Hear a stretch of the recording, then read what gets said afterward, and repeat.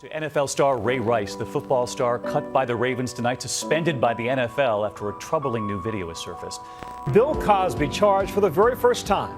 More than 50 women have come forward accusing the legendary comedian. Bizarre happenings in Los Angeles, and it all began with charges laid by LA police against O.J. Simpson in connection with the brutal slaying of his ex-wife Nicole and 25-year-old Ron Goldman. We've all heard far too many stories like the ones you just saw. Sad tales of powerful men inflicting physical pain on the women in their lives. And while this is difficult, of course, what about the stories we don't hear? What about the non-famous? What about the men who don't hit and don't leave bruises but still cause harm that can change a woman's life forever? Verbal and emotional abuse, or no matter what you call it, is just as damaging as the physical violence we so often hear about. And friends, I'm not just talking about getting angry or having a bad day. I'm talking about the hateful words that are volleyed towards a woman that can never be unsaid and should never have been said in the first place. Recently, a friend of Remedy and high school senior Megan sat down with us to share part of her story and her struggle with abuse. My name is Megan, and this is my story. It started off that we were friends and we met during marching band, and we were in 8th grade, and I thought he was cute and okay, all right, but I was like, well, I don't see this going anywhere. So we texted for a while, and he dated 2 other girls, and the second girlfriend he was dating while we were like really good friends, I'd always talk to him to get him through the hard times, I guess, when in his relationship with her. And not that long after they broke up, he talked to me more intimately, I guess, in a way. Not just as friends, but as like, okay, I could see this turning into a relationship, but I didn't know at that time. And then later on, he asked me out, and I was like, oh yes, because I really like this guy. I'm super excited. And at that time, I didn't know where this relationship was going, and I didn't know until later on in the relationship how deep it would get. It was about, I want to say, 3 months in.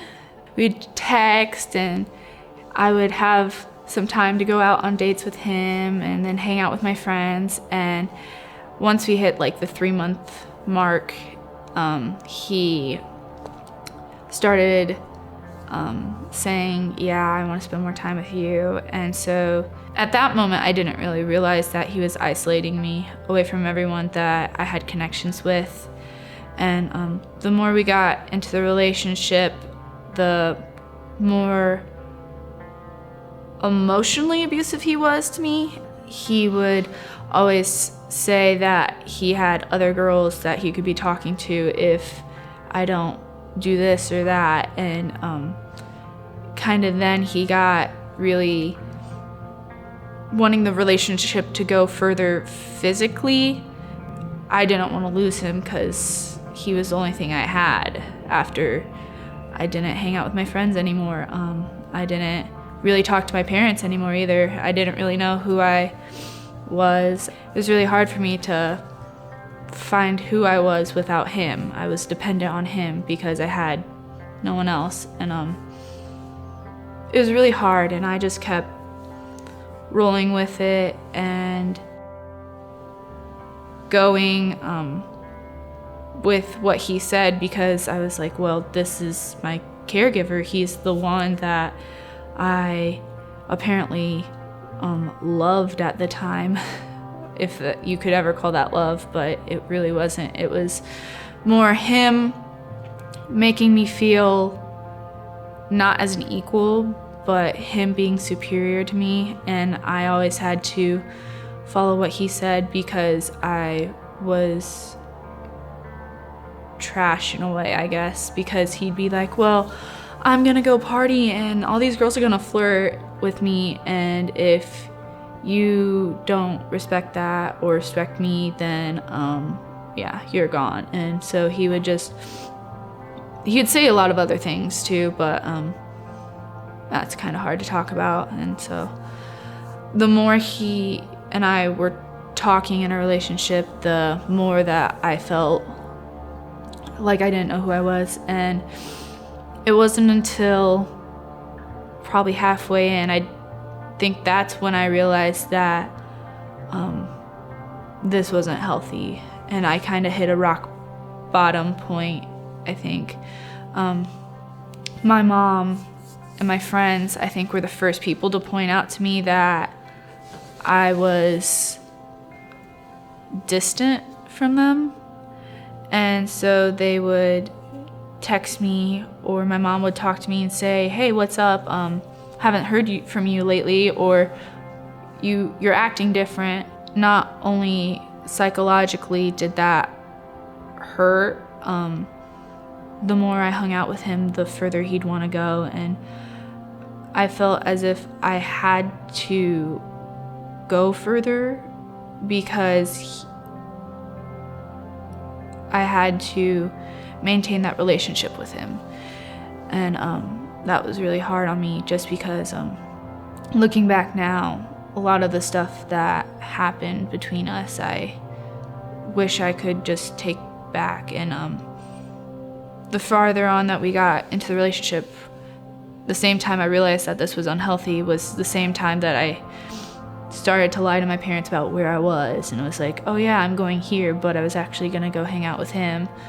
It was a reality check when one time I told my mom I was going somewhere and I met up with him, and then she found out, and that kind of just struck me as, wow, I don't know who I am anymore. And at that point I started journaling a lot about what I felt in the relationship, and I kind of realized that I was kind of sinking into depression in a way. And I wasn't the only one that was in this. Like, a bunch of my friends too were in relationships like mine. They had issues with cutting, and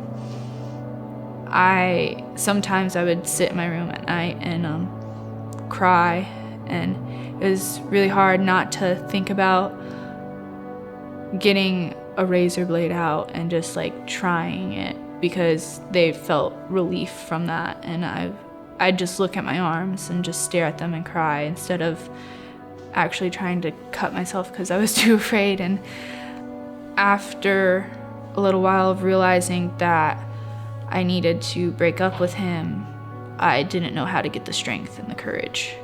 And I think that's one thing that I really wish I would have believed in myself. And that's kind of one thing that I would say to anyone who's in this situation, that it's hard to believe in yourself because you feel like there's nothing inside of you. You're nothing. But after my relationship ended with him, I found a sense of freedom, and it was a really slow process of healing. Even now, I'm still terrified of dating anyone or trying to date anyone or even liking a guy, because I don't know who they are, even if they say they're one person. Because I was friends with this guy for 3 years before we started dating, and when I got into the relationship, I was like, this is not the same guy I knew. So I'm kind of terrified even now of putting myself out there. And it's been almost 2.5 years since that relationship has been over, and I'm slowly working on myself and getting better. And it's a good process, but it's a really slow process. And I found a lot of friends afterwards that God placed in my life that has made me stronger in my faith. And even if whoever's in a relationship like this or in some way is an abusive relationship, if they can find a relationship with God in a community, I think that's really what has helped me heal over time.